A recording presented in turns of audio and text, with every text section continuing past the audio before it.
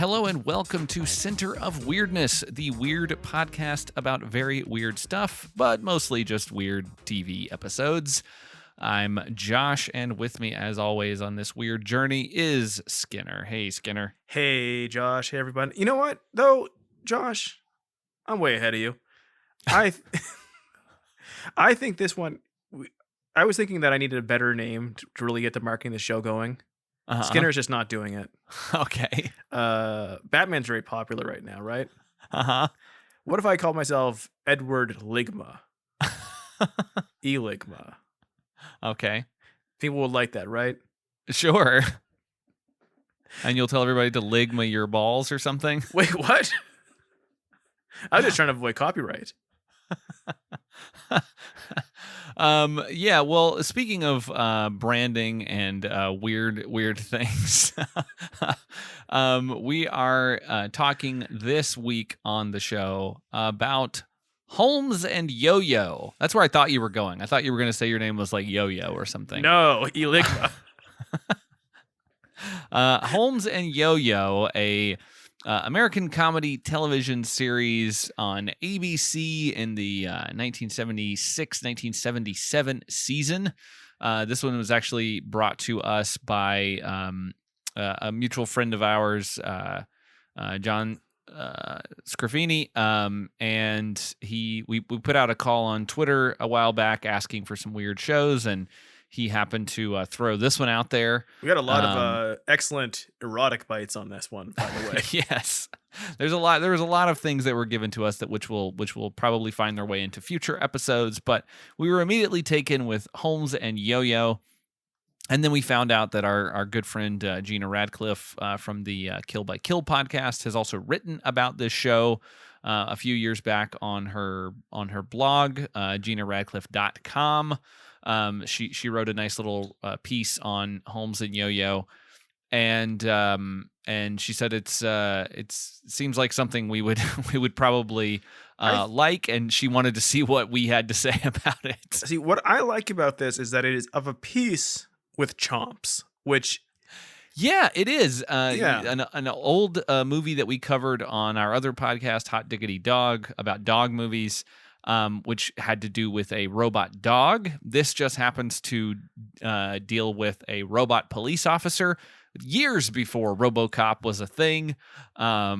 This is less violent than RoboCop. It's not unviolent. Just by a little bit. But yeah, so Holmes and Yoyo is from 1976.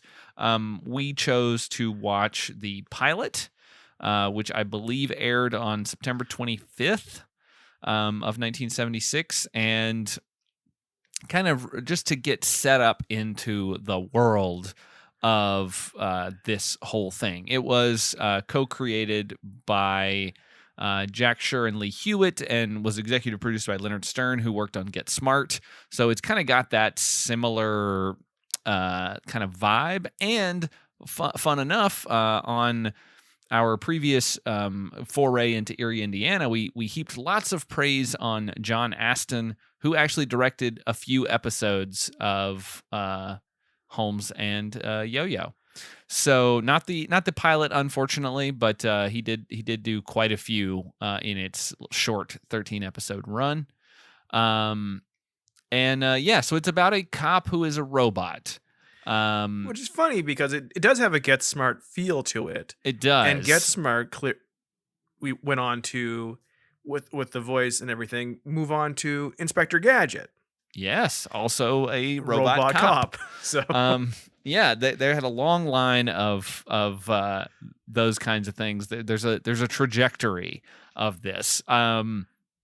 So this is I think we were not expecting it to have a laugh track, because I guess I didn't realize that it was a comedy at first, and then I guess you sort of forget about the fact that sitcoms in the 70s, they had a laugh track even if it didn't make any sense.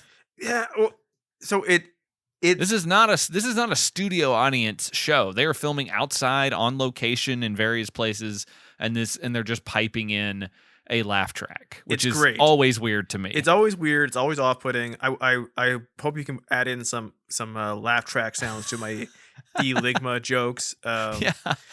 The Ligler, would that be what? Anyways, but yeah, like the opening. So it does a really good. I thought it did a really good job with the opening, which is not the opening that it ends up with when it's not the pilot, but like it's every 70s cop show opening credit sequence where the bass is just thumping, it's just slapping, and they're running out of their car into a building. And then they're running out of their car into a building. Then they're running out of their car into a building. Then they're running out of their car into a building. And then they're running out of the car into the bathroom. And that's it. That's how the show starts. And guess what? That tells you besides the whole Android part, that tells you exactly what this show is. We have never done a show on Center of Weirdness that has such an extensive mustard gag as this show. Well, okay. So this is a show that is, the pilot is about 24 minutes long, which is what you would expect from a half-hour sitcom, leaving room for commercial breaks. And yet there's so much going on that they have to deal with, and yet they still have time to stretch out every possible gag as long as possible. Yeah, like it's so much concept to, if you think about it abstractly, in like how if you were to make this show today, there would be so much backstory you would have to give as to why Yo-Yo is an android, who built him, how he was built, how he maybe escaped the people who made him, or what his relationship to them is, what his stakes are. I think the way that it would be done if it were done today, which honestly I am surprised that I'm sure there's been a show that is basically this, but a drama version at some point in the recent television landscape. But there's so many fucking shows on right now that it's impossible to keep track. But it wouldn't surprise me if there's been a show that is basically the same premise. But I think that the way that you would do it these days is you would have this cop get a new partner, and the audience wouldn't even know for the first half hour or something, and then it would get revealed that he's actually a robot or something like that. Or if they really wanted to, they would play it out even longer, where the audience learns at the end of the first episode that this guy's a robot, but nobody still knows, and then it builds to, is he going to discover that he's a robot, and all of that. I think you would build up the payoff a little bit more, and in this one it's basically just he comes into the chief's office and they're like, he's a robot. He's got a calculator in his chest. In the mid-aughts, I think they rebooted The $1 Billion Woman and Knight Rider. Okay. And the pilots for those and the first episodes are so fucking serious and have this incredible lengths they go to, here's why this is a sentient car. Here's why she's a $6 billion woman, why she's a robot, why she's an android, and everything like that. And this brings you back to the time where someone comes in yeah, we made an android person. I found it. And literally that is it. They're they never explain. No one ever goes there. No one who knows never goes, this is impossible. How could you possibly? This is such an incredible leap over current technology. This is insane. Everyone's like, robots are replacing everyone's at work. Of course they can make a robot person. It's not crazy. I found it, by the way. I knew I remembered there being something similar to this, but on the Wikipedia page for Holmes and Yoyo, it talks about how poorly it performed, and it got canceled. One of the 50 worst shows of all time, according to TV Guide. Yes, and it says a few series with similar premises but varying treatment followed, including ABC's Future Cop with Ernest Borgnine and Michael Shannon. Not the same Michael Shannon that you're probably thinking of, though that would be better. It does link to him on Wikipedia, so I'm very curious if he's like a child in this. No, it's Michael J. Shannon, which is a different person. But there's Future Cop. There is the 1993 series Man and Machine, which sounds interesting. It ran for about the same amount of time, 4 months or something. That's on NBC. MANN. That's somebody's last name, by the way. MANN. Created by your friend of mine, Dick Wolf. Yes. And it's a stars Witchblade, Yancey Butler, who has who is a sophisticated gynoid or fembot. Add this to the list, by the way. Yeah, add Man it and to Machine, the list. Man and Machine, and Future Cop for sure going on the list. But the one that I was thinking of is from 2013 called Almost Human.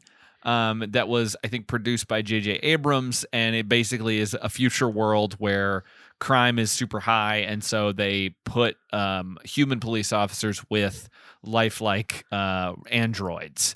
And so that's what I was thinking of, because I do remember that show being on at some point, and I don't think it lasted very long. I think it was one season. But you know, I think the robot cop concept just doesn't really stick for some reason. Because it is, well, I mean, there's just so many cop shows, but also it just is silly. It requires everyone else to be stupid around the robot. Mm-hmm. One episode of Man and Machine, $1 Billion Baby, episode 8 of 9, genetically engineered baby is sought by baby brokers who will kill to find the child. The baby's presence prompts parental instincts in Eve, who is the robot. The guy. I don't think I've ever heard I've heard the term fembot, but I've never heard gynoid before, and I don't know if I like that term. I feel bad that we're saying fembot, but if you click on gynoid, which is the word they use in Wikipedia, it brings up a gynoid, or fembot is a feminine humanoid robot. Yeah. But that's going on the list if we can find it. But back to Holmes and Yo-Yo. I keep wanting to say Holmes and Watson, the terrible Will Ferrell, John C. Reilly movie. That exists. Yeah, it does for some reason. But anyway, so we open with our titular Holmes with his partner, and they're sitting in a car on the street watching. I don't really know what they're doing on the street. They're just sitting there, and he sees a independent parcel delivery truck drive by in the neighborhood, and he has a suspicion about that because he doesn't think that their routes go through this neighborhood. I don't know why that cop would know where the delivery routes of a particular freight company goes, but he does, and he seems just that. Those days and cops are in your business. Yes. And so they're sitting there watching this, and they get rear-ended by a student driver. And so he goes back to check on what's going on. They get a call that there is a robbery in place or taking place nearby.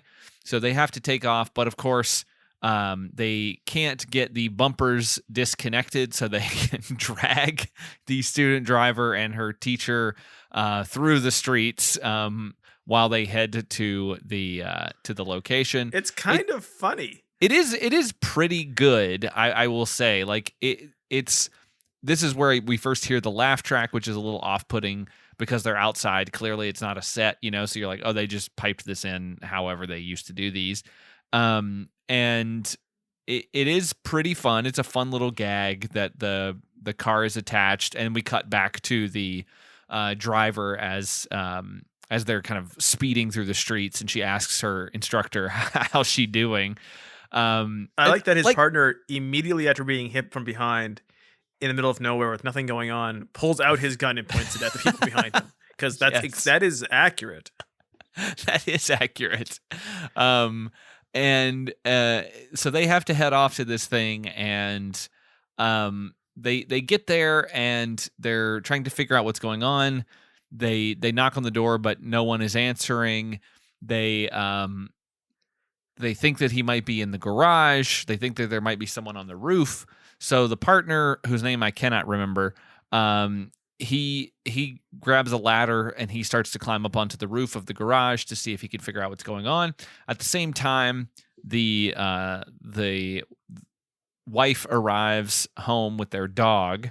I didn't get any of these characters' names. Sorry. They're Mr. and Mrs. Powers. Okay. She arrives home with their dog, who she says is nice, but immediately takes a intense hatred Well, of this is a Holmes. gag. We have watched so many dog movies. Like if Yes. you're new to the show for Center of Weirdness. By the way, we mentioned before we've done a show called Hot Diggity Dog, which is still kind of active. Yeah. So we've watched dozens of dog movies over the years, and yet this is the first time I can remember someone saying his bark is worse than his bite, and then the dog bites the person. Well, they did it the best here, so there's no reason to bring it back for another. They're like when they were making every movie ever made with a dog, and they're like they thought back to this episode of Holmes and Yo-Yo, and they're like, what hasn't been done there? Because we don't want to pale in comparison. Yeah, exactly. But he bites him, and then of course Yo-Yo says, "I think he just barked at my ankle," which is funny. I will give it this: the show is weird, but like there are some funny gags in it, and the problem is that it just goes on too long. Yes, like I will say this about this show. It'd be one of those shows like it is not one of the worst shows I've ever watched, but there was less shows back then. And I can't imagine it over 13 episodes. But based on a pilot, it's like, yeah, this is really dumb jokes and a really dumb premise, and it's like everything about it is really stupid. But it's likable in a way. Like there's no part of me that goes back like, oh, I want to watch more episodes. And if it was 1976, like episode 2 comes out and like I'm not there for it. I'm like I got it in that first. I got it in the pilot. I'm good. But Richard Schull as Holmes and John Schuck as Yo-Yo, they're doing what they have to do. Schull in particular as Holmes is trying to sell it is so many vaudeville acts in this. Yes, like it's just because everything goes on for too long, and it's just like a series of who's on firsts. But they're committed to it in a way that they shouldn't be for what this is. Yeah, like they're giving it their all. Like they're not like they're not phoning it in. They're professional actors. Yes, for sure. Like they're in good hands, I would say. Like, that you have a producer of Get Smart on there. You have the episode director who was one of our gang in like the 1930s. And Jackie Cooper.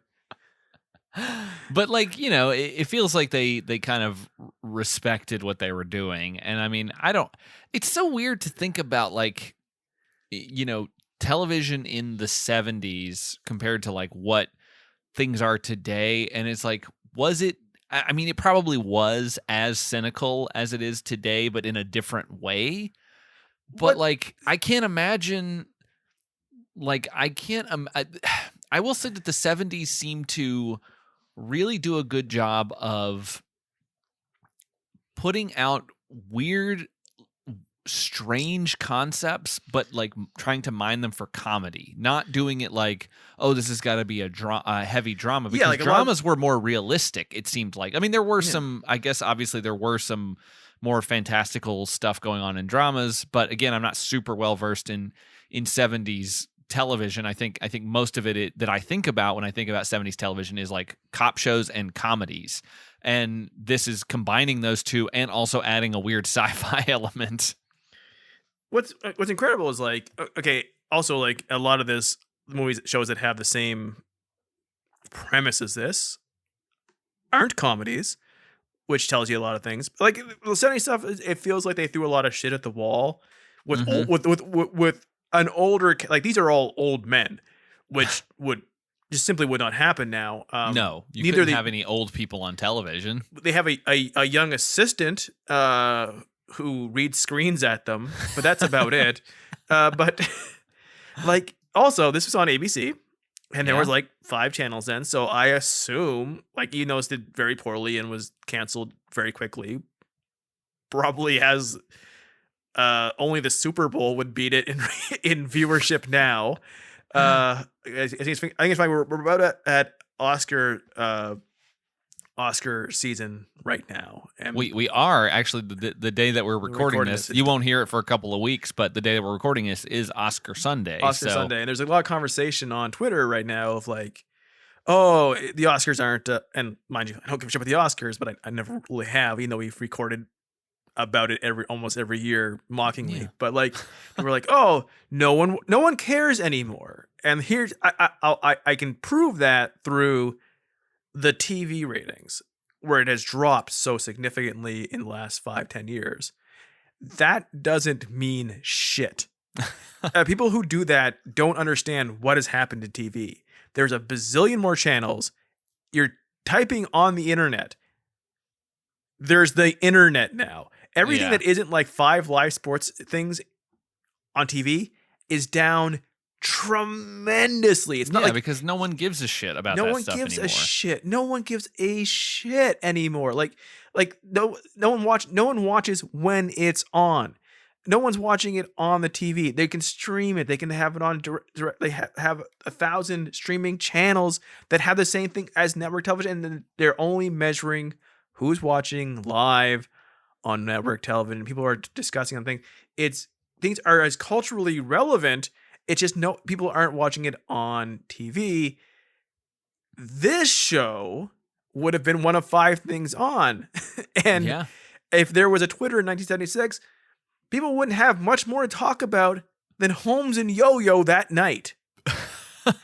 And man, I would love to see the 1976 tweets about my man Yoyo. All right, so now that you've said that, like, I'm going to look up what was going on September 25th, 1976 in history, just to get an idea of like what was happening at the point when this thing would have been on. So like, what would people have been talking about like at that point in time? Like, would there have been something that happened that people would have been like, oh, this is the big thing.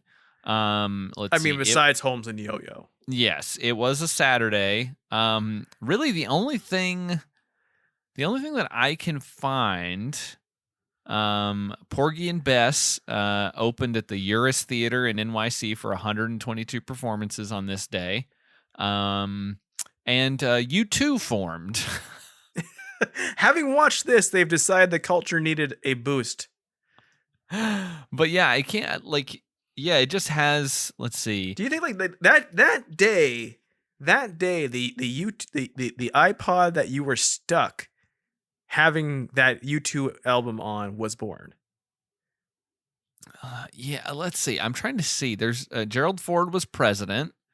There's a hit song. Play That Funky Music, White Boy by Wild Cherries on the top of the singles charts. So people had to turn that down in order to watch. To watch Holmes and Yoyo from their hi-fi systems. And yeah, I don't know. I was trying to find like actual these. Oh, let's see. Oh, yes. Okay, I found it. This is what I was looking for. While this was on, the Son of Sam was terrorizing New York at the time. And the problem is, we would have solved that mystery a lot quicker had we had Yoyo on the case. Photographic memory. He's got 2 calculators in his chest. I want to stress, Yoyo. We can tell Yoyo is a robot because his chest opens up. Well, actually, his shirt kind of does, and he's got side by side 2 calculators.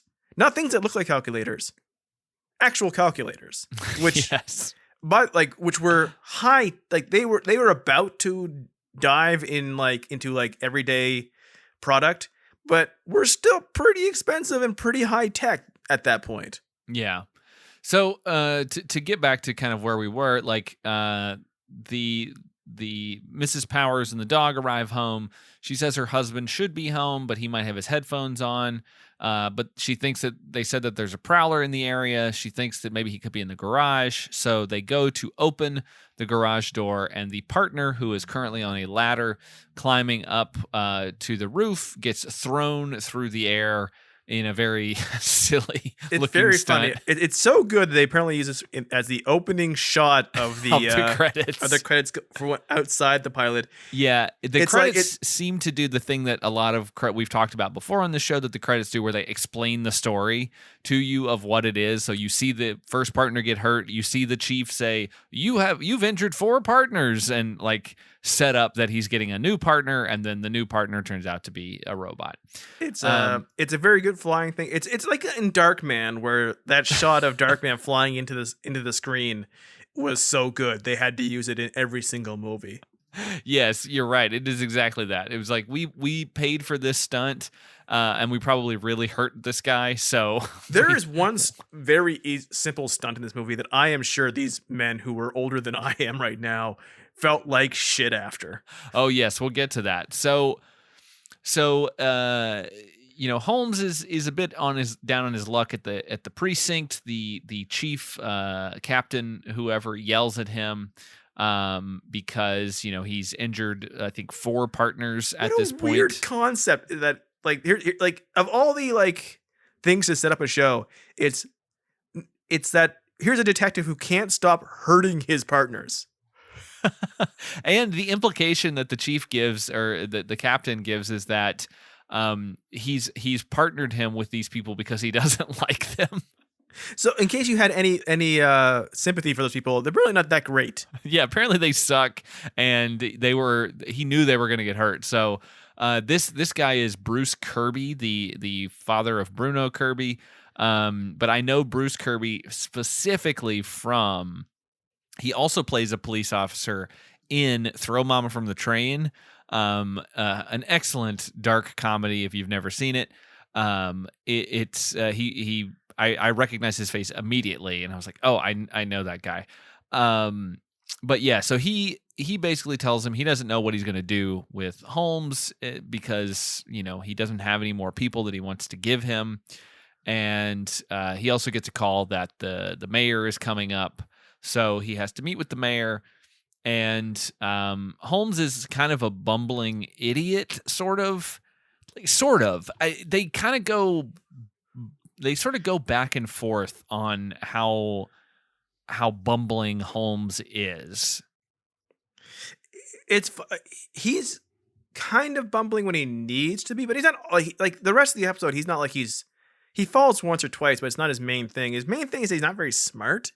Yes. His catchphrase is like cutting off somebody and saying, "I'm way ahead of you," and then asking them to go on because he actually isn't. I like that gag, but again, they do it like 4 times in the episode. Yeah, but it's like it is funny. Like everything about this, like there's certain things that like, hey, that's a good gag. And that is a good gag. But like if he did it once an episode for 10 episodes out of 14, that's okay.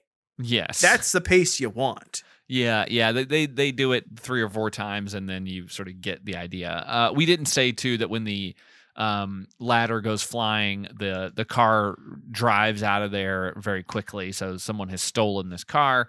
So they're trying to figure out not only where the car is, because it's the Gambini, I think is what it's called. It looks like a hot rod race car, which is kind of fun later because Yo-Yo has to drive it, and it looks very much like the speedster car that Herman Munster drove on the Munsters, and John Schuck, who plays Yo-Yo, played Herman Munster in Munsters Today.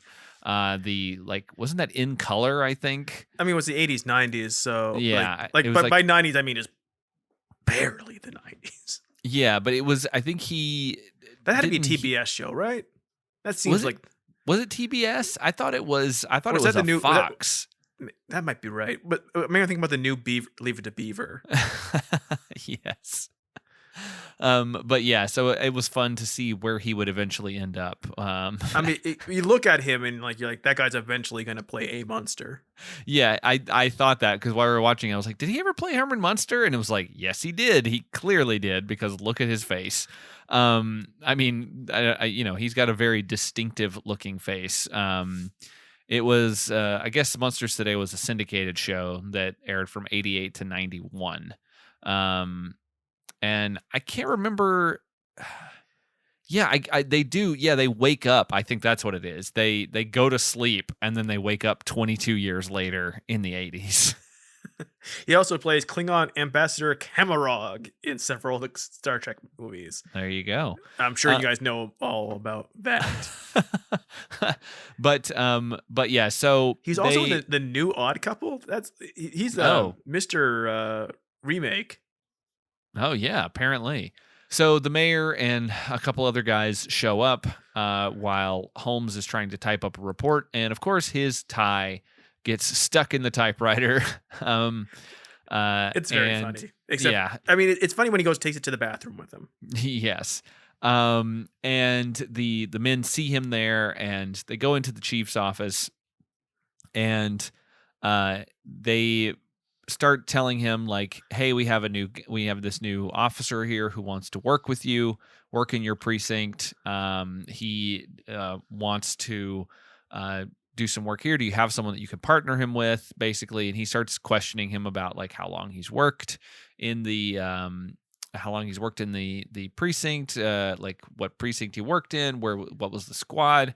And this is when we get our first indication that something is not quite right, because he's asked about a previous assignment, and he replies, "The Bunko Squad," which then, funny. When he continues to repeat that phrase over and over and over again, and he doesn't quite understand what's going on. And this is a joke that continues. We get it a couple times because we get the captain asking him like, "Which squad?" "The Bunko Squad."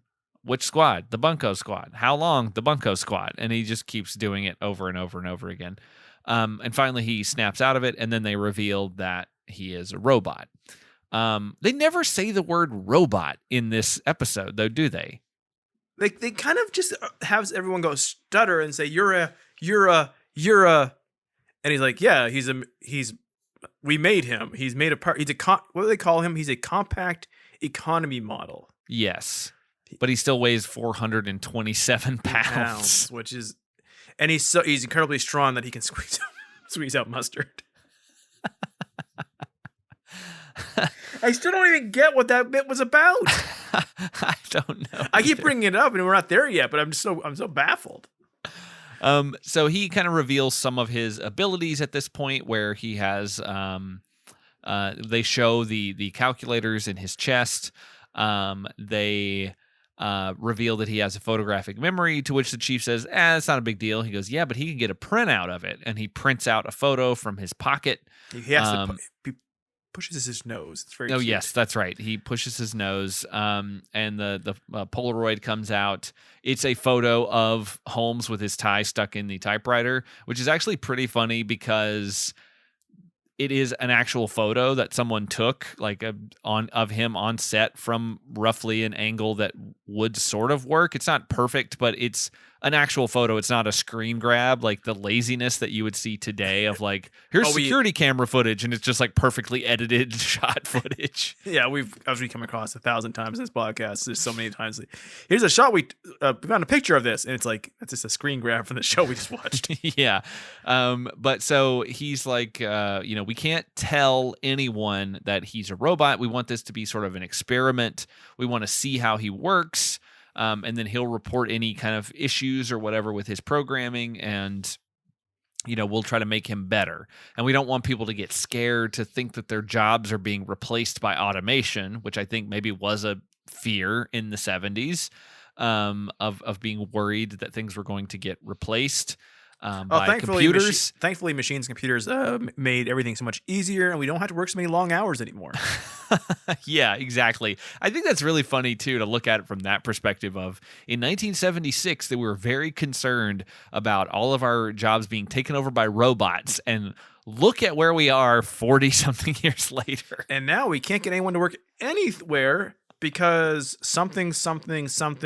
Oh, everyone treats us like shit, works us too hard, doesn't pay us enough. There aren't robots to help us, and millions are dead. Yeah, we've like we totally missed the boat on fun automation. Also, it's really kind of amazing. Like, I know that this is a comedy show, so I shouldn't think too clearly about it, but like it is fun to think like that, it's like, oh yeah, we could have like realistic looking human robots that would come in and like do work for us, and it's like, yeah, Didn't we'll like never get there. We are didn't like from never ever going to get there. I mean, we just had that what? How many years ago was that? A couple years ago was that fucking Tesla robot who turned out to be a person in a suit. Like, well, we can't even get there. and that one robot, I guess it's a gynoid that you always see on Twitter who can do expressions. Oh yeah, That looks like the creepiest shit on earth. yeah. And then there's the little what's the it's like Meebo or something, that little robot who can't walk upstairs very well or who falls down all the time. Like, I mean, we got some cool robots like Project Dynamics and shit. They're doing some interesting stuff with their weird otherworldly dog robots, but like we haven't gotten to a point where there is a humanoid robot like Westworld that's gonna like try to take our job. Isn't like the humanoid robot in Prometheus pissed off that he's forced to look like a human? Maybe it's been a while since I've seen that, but I wouldn't be surprised if that was part of the motivation there behind him trying to kill everyone in the universe.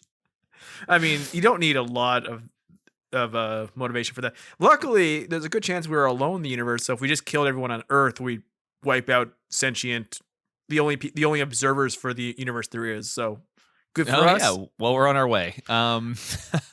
So I do like that he is programmed. So he mentions that he's programmed. They didn't think to not program him. Like, they didn't think to say like, hey, let's make sure the robot can't lie to us. Yes. Because like they say like if the variables of the experiment require everyone to think he's a human, so they can tell if he fits in as a human, right? Yeah. So if his partner finds out that he's a robot, they'll scrap it and scrap him, which they would never do because that would cost too much money. Yeah. But simply, both of them can lie, which makes sense for the human. But apparently they never thought to say like this isn't a thing where like it's Data from Star Trek where he has no emotions, he talks very stiltedly, he's very quote unquote robotic. He's, besides his quirks, he's perfectly emotional. Like he cries at the end. He gives this whole speech at the end where like he appears to be in love with Holmes. So okay, and also to me it feels like I don't know if this necessarily fits with Isaac Asimov's three laws of robotics either. I mean, it may not injure a human being or through inaction allow a human being to come to harm, which he's a police officer, so part of his programming is to injure human beings. Yeah, I mean, like, has he already gone rampant? Is that what's happened here? I don't know. Second law is that he must obey the orders given it by human beings, except where such orders would conflict with the first law. So, I mean, that one we don't see that one come into place, but I'm sure it does throughout the run of the show. And then third law, robot must protect its own existence as long as such protection does not conflict with the first or second law. So he can lie based on that third law. That's how would I expect this? I should have expected this compact economy model to have fully complied with the laws of robotics put down by Isaac Asimov. Yeah. But I mean, again, that first law, he's a cop, so he's going to be well, the problem, roughing up suspects pretty regularly. The problem is by law one, and what his thing is like the rules of cops is this robot is a bastard. So they say that they want this to be a secret or whatever, and they want to know if he has any people to partner up with, and of course the chief says, is he indestructible? And they're like, we think so. And he's like, all right, fine, well, here you go. And so he sends him off to work with Holmes, and they immediately set out to try to solve the mystery of what happened to the car. And so they go first to, honestly, I don't remember where they go here because it's a lot of scenes together. They go to, I believe, Mr. Powers' place first to talk to him about the event. And this is where we get some of the glitches in his programming, which is that a regular television remote control can control this sophisticated police robot. I mean, the running gag is if you have any sort of remote for anything, it'll make him do something. So in this case, he's watching 2 football games at once. So that's 2 to 3 channels right there. And he wants to keep flipping back and forth between them, and he keeps ignoring them to talk about his game. And his controller is this big square with 2 buttons on it, I assume, up and down. And every time he clicks it to go to the channel, Yo-Yo turns around. Again, and again, and again, and again, and again. It literally happens 10 times, I believe, which is incredible for the pilot that you would stretch it out this long. The only good joke is at the very end when Yo-Yo is explaining something to him, he decides to turn up the volume to hear the TV over them, and it also turns the volume up on Yo-Yo's voice. That was a much better gag than they spin when I hit up and down. I don't know. What happened? 75 times? I mean, they do sort of work it in where he keeps flipping around and then he like grabs a book off the shelf, which is talking about, foreign automobiles and like manuals for the car and everything like that. Which is plot important. It is plot important. So they do work in a plot point there.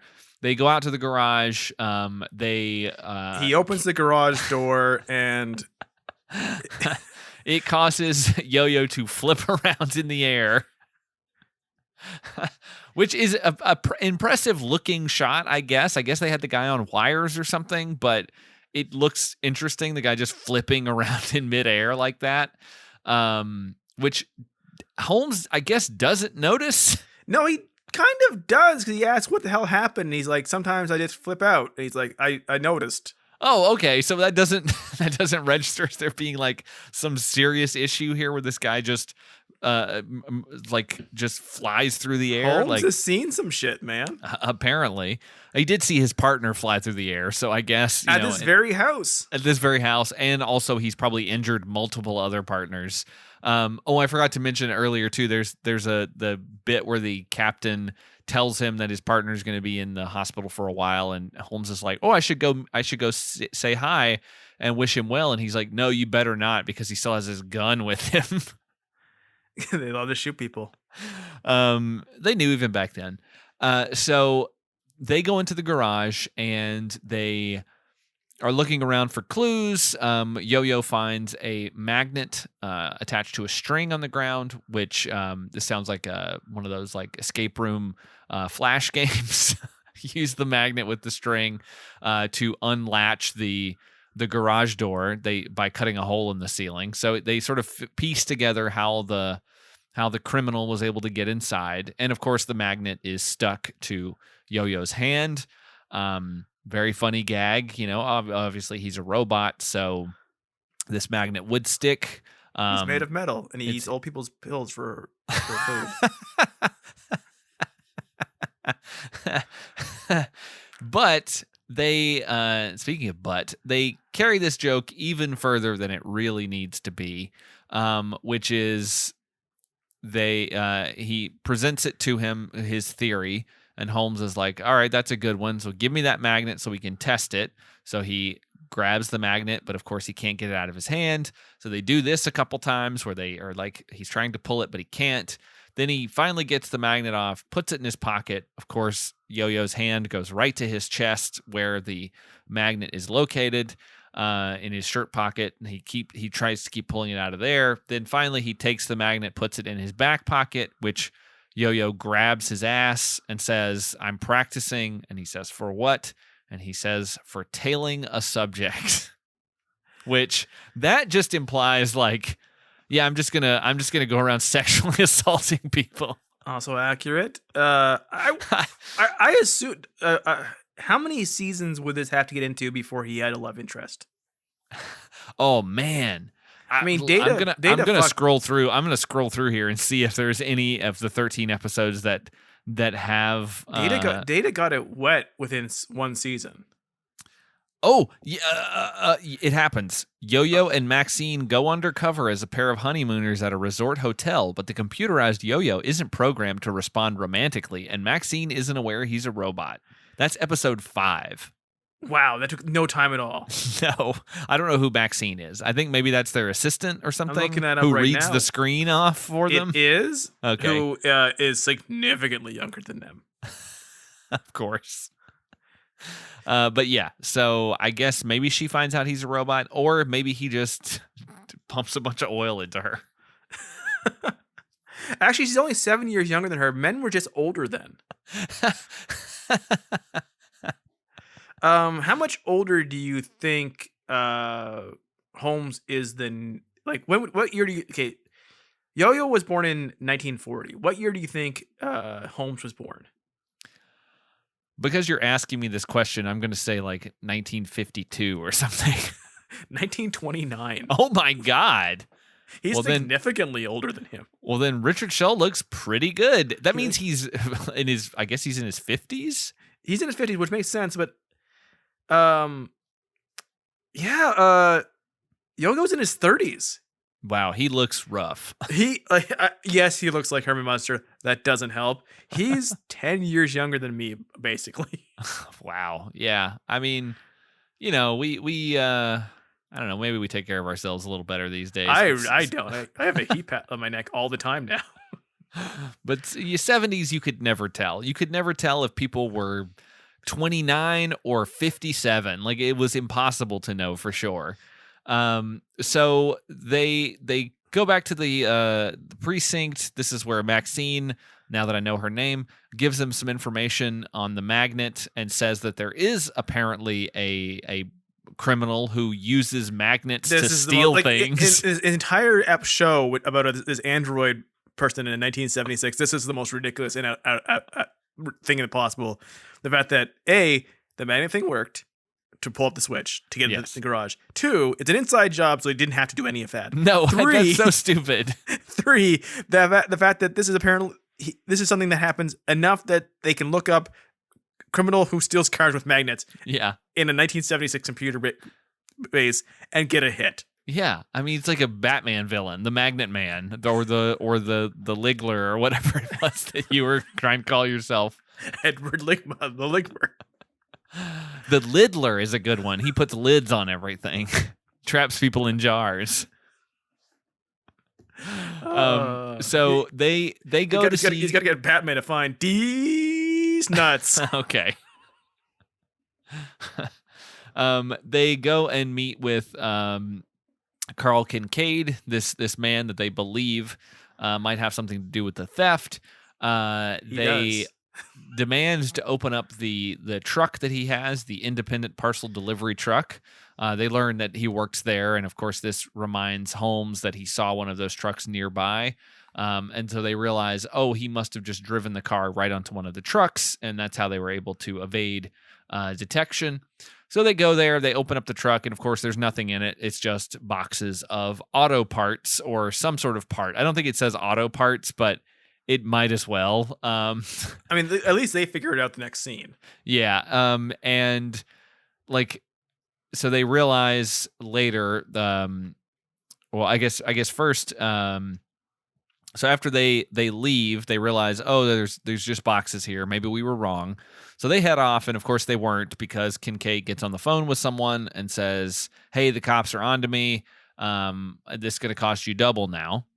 And so finally they realize, wait a minute, probably the boxes contained the car parts, because it would be much harder to get a full car out of the country.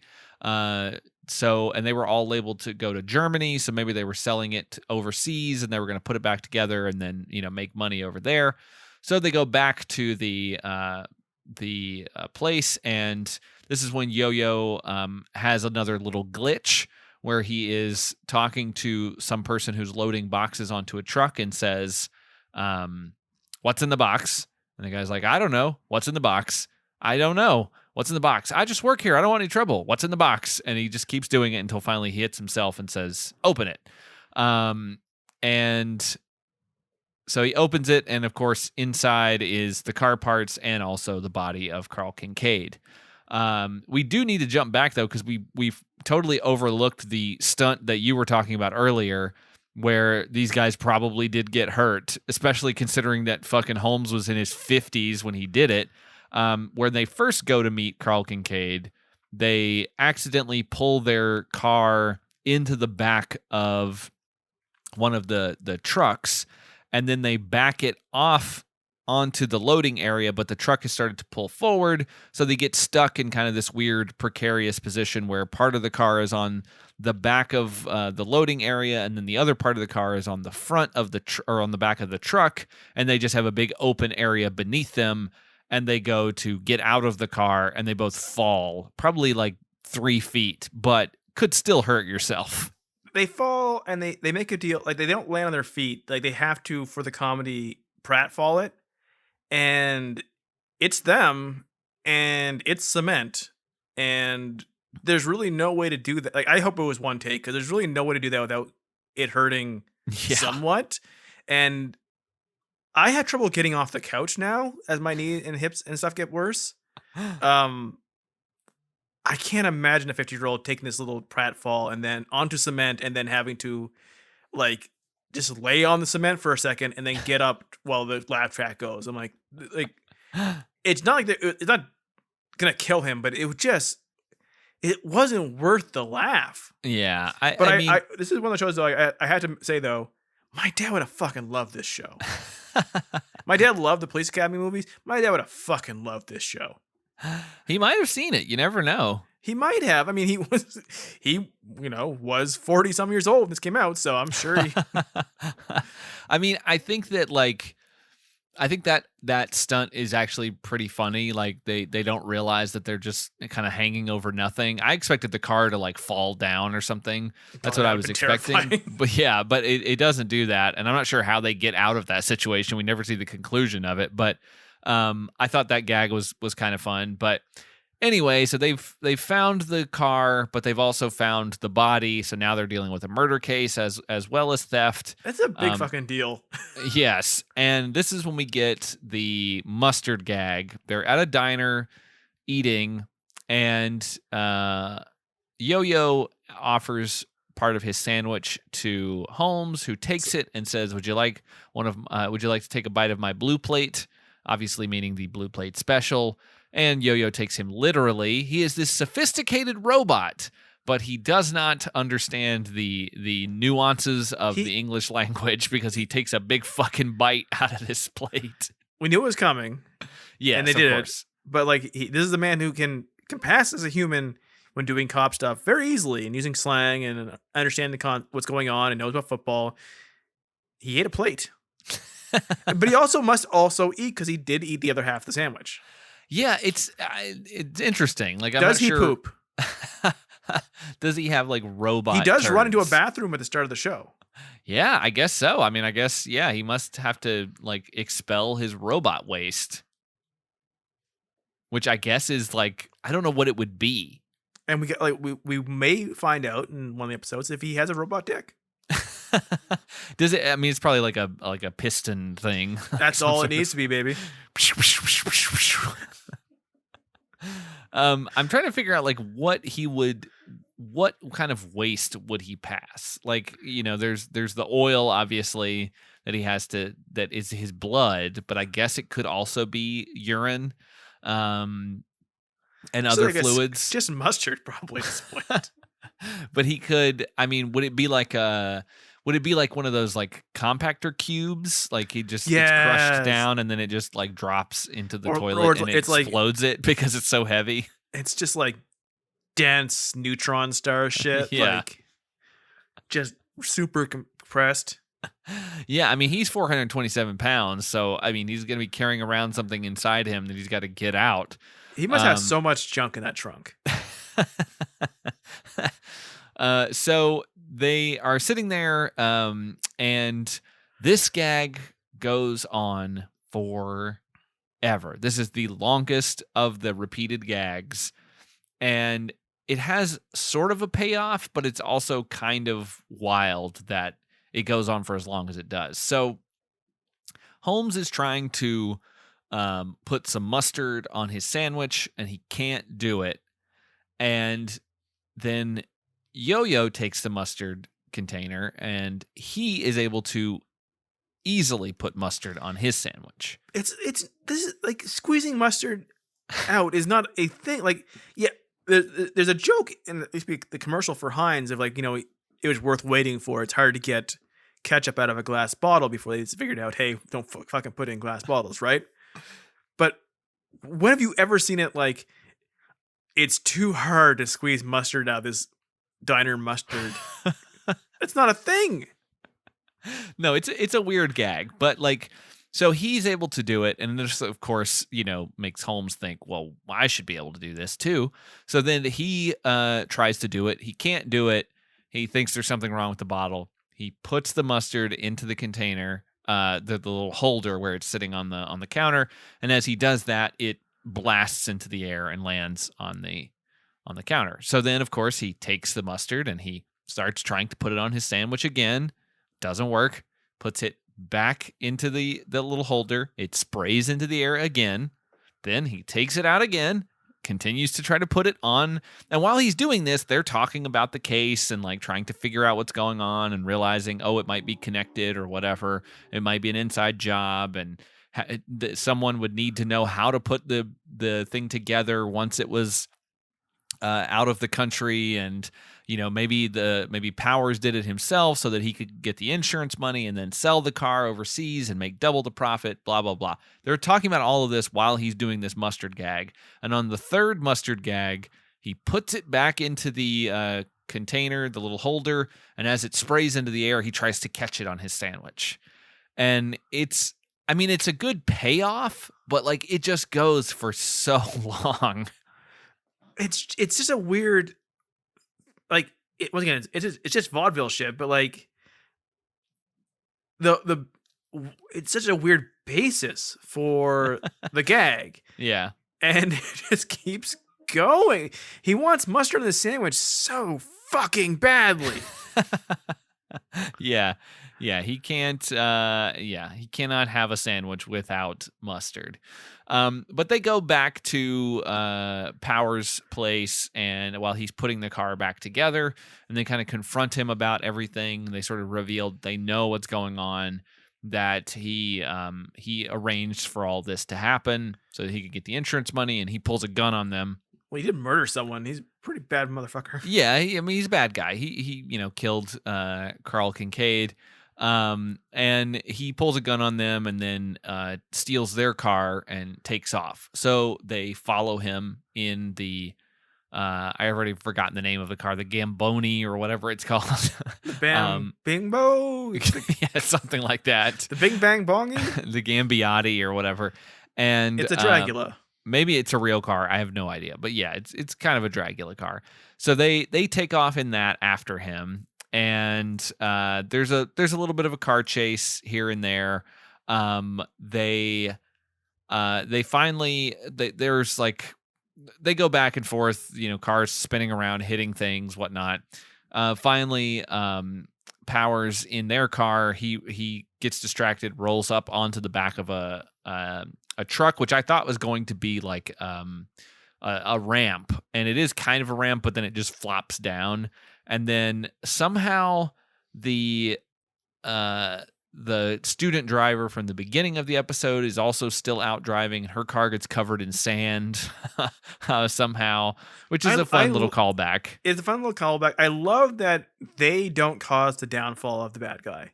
Yes, he gets away from them, and then the student driver independently forces him into this trap. That's what it is. Yes. So then I don't know how this happens, but Yo-Yo gets shot. I kind of missed this because I was kind of... because that's what they keep saying. Like during one of their first cases together, he's shot and he discovers that his partner's an android. That was the premise of the show. But like, I don't remember that happening in the episode. Like somehow I missed it. And somehow I did as well, but I'm sure it did. He is leaking oil. This is where he sees his calculators.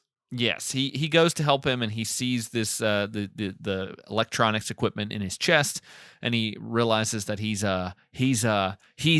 without saying robot. And then they have this weirdly heartfelt discussion about how he just wants to, they're all the same. And I'm a person, but just not like you. We're Yes. both programmed, and I thought it was human to fail. Yes. And he's crying. Like, it should have been motor oil streaming down his face, I think. But like he's crying about this, and like He needed to do that line from The Simpsons of the robot going, "Why was I programmed to feel pain?" Yes.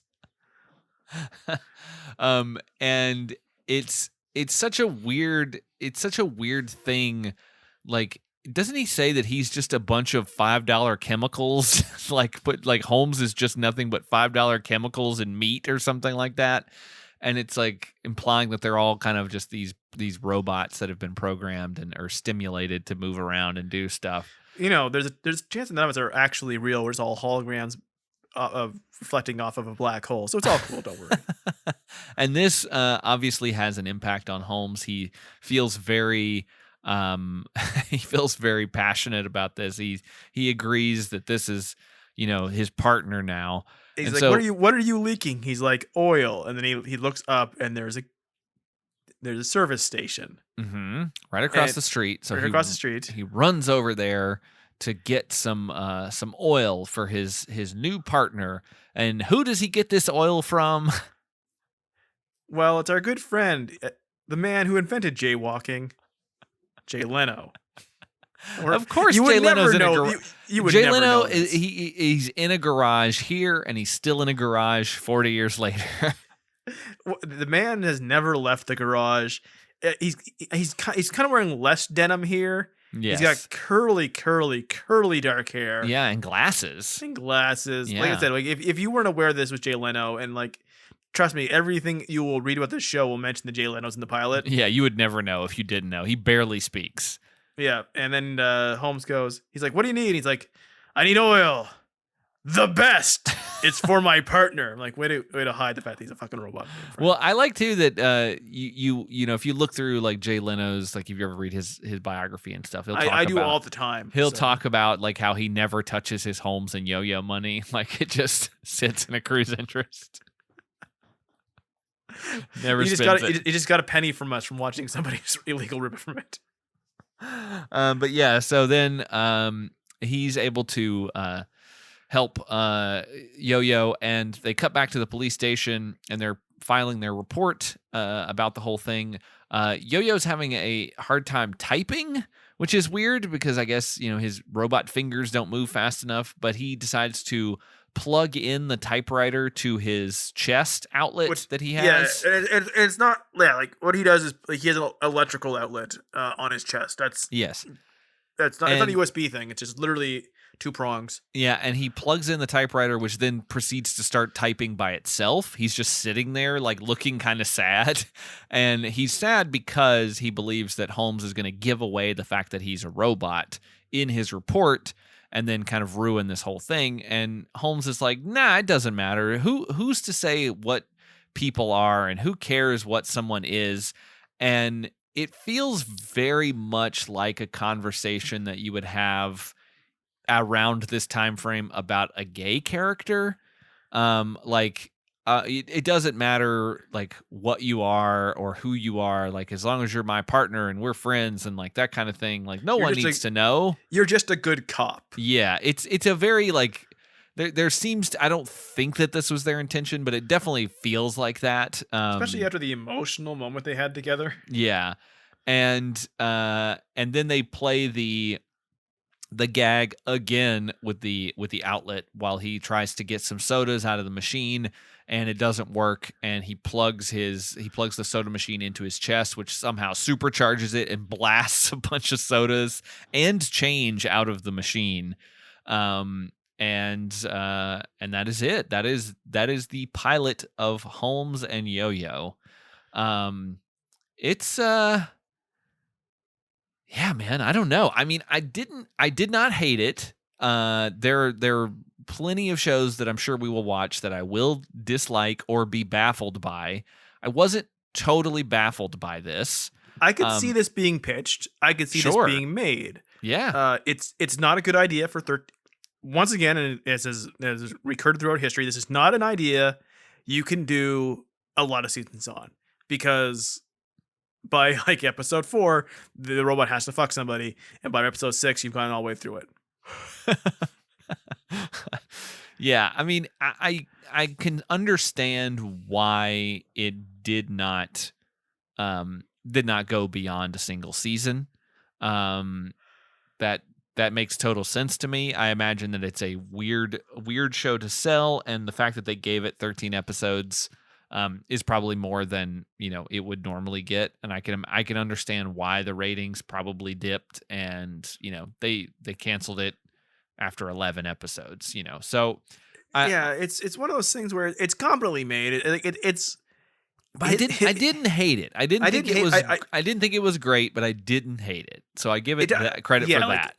50 worst TV shows of all time. I would hope I would hate one of any show on there. Like, it would actively make me hate it. I didn't hate this. It just felt like, okay, they made one of these. Yeah.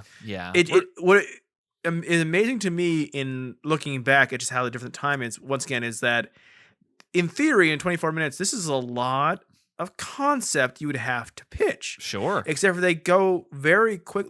Everyone just accepts, like, yeah, we got a robot. There's a robot that looks like a person. They don't explain they don't explain how they made them. No. What the company behind them is. They just have a robot and they want the robot to be a cop. And that's kind of the fun of that type of show. Like that in that era. I enjoy that so much more than like the like not to make fun of gritty reboots when I'm Edward Ligma. But like, you would have to figure out where the Bofa Corporation came from that Ligma worked at, and all the stuff involved in that, instead of just assuming like, hey, yeah, there's this guy whose name is Edward Ligma and he wants you to the Batman to eat these nuts. But back then, you could just go with it, You're just going to go with it. Yeah. I scrolled through the list of the 50 worst, and some of them... Jerry Springer being number 1 seems very... Yeah, Jerry Springer's number 1, and Barney and Friends is 50. So it's like, what? I mean, Barney and Friends, sure, it's not a great show, but it's for fucking kids. So, like... I hate when adults hate kid shows. I mean, there are some other shows on here that sound like they might be worth touching upon. I did see one of the shows that was on here. I did watch an episode for another podcast that I was on called Whoops, about a nuclear explosion.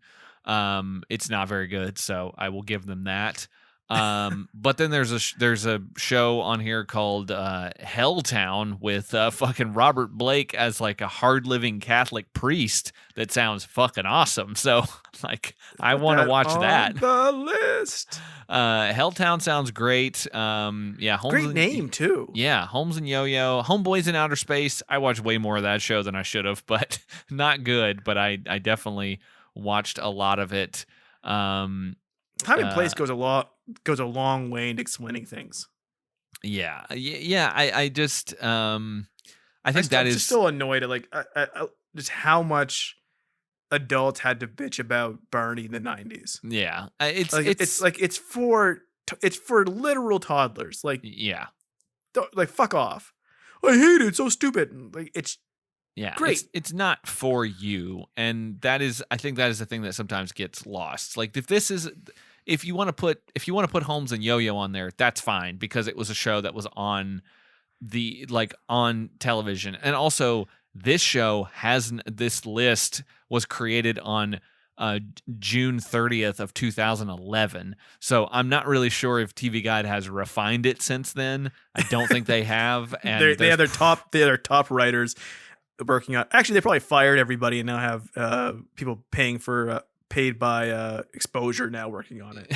Yeah, there's a list. There's just listicles, but I feel like they could probably add to this list and adjust it. This could be the 50 worst prior to this period of 2010 and back, and then you could do 2010 and easily put 50 more shows on there. But I think that's going to do it for our coverage of Holmes and Yo-Yo. We got to rate this thing, though, on our scale of weirdness.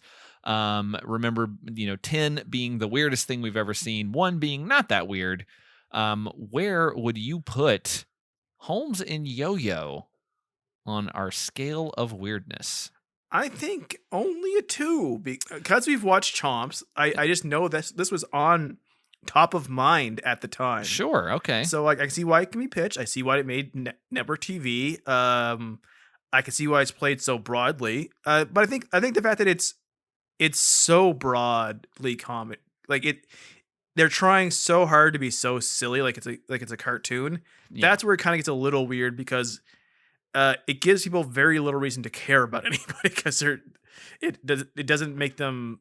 Besides that one speech at the end, it doesn't make them even remotely like something people you care about. Yeah. I think I'll probably kind of go. I think I'll go 3. But that's still pretty low on the weird scale. Nothing that's gonna like blow your mind like some of the stuff that we've watched. Nothing that is that hard to parse or jump into, like with fucking Teddy Ruxpin or anything like that. The thing about that, the show about the robot cop in 1976, much easier to understand than Teddy Ruxpin. Yeah, very true. But yeah, I think that's totally fair, and I think that's going to do it for this episode of Center of Weirdness. Give us a follow on Twitter. I say it in the closing bits of the episode as I do every week, but we're at Weird Center on Twitter. We will occasionally throw out little posts like we did this past week and asked for suggestions of shows. So if you have a suggestion for a show, that is the best place to get it to us. We have quite a few from folks who responded to that thread. So please. That's how this episode happened. That's how this episode happened. Exactly. It could be you. Yeah, it could be you. And we'll give you a shout out on the show if we choose yours to cover, which, the show could go forever. So we probably will at some point. But until next time, when we are back talking about another weird thing from television's grand landscape, I've been Josh. I've been Edward Lakebaugh. I won't repeat this gag for 2 episodes, I promise. Okay. And we want you to keep it weird. Bofa Corporation.